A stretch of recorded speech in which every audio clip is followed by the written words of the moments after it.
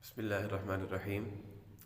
حدیث پاک کے اندر آتا ہے کہ جو شخص بازار میں داخل ہوتے وقت ایک مرتبہ چوتھا کلمہ پڑھ لیتا ہے، اللہ تعالیٰ اس کو 10 لاکھ نیکیاں عطا فرماتے ہیں۔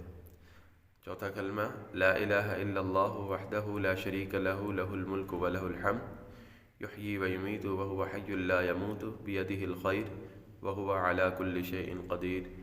یہ بہت ہی آسان ہے، ہر شخص کو یاد ہے، ہر شخص کو پتہ بھی ہے اس فضیلت کا، لیکن قند مکرر کے طور پر بتا دی کہ اگر ہمیں یاد نہیں رہتی تو ہم جب بازار میں داخل ہوں تو یہ ضرور پڑھیں۔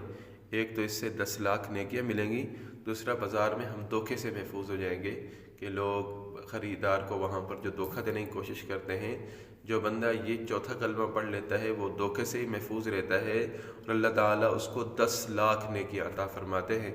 اس پر عمل کرنے کی کوشش کریں۔ السلام علیکم ورحمۃ اللہ۔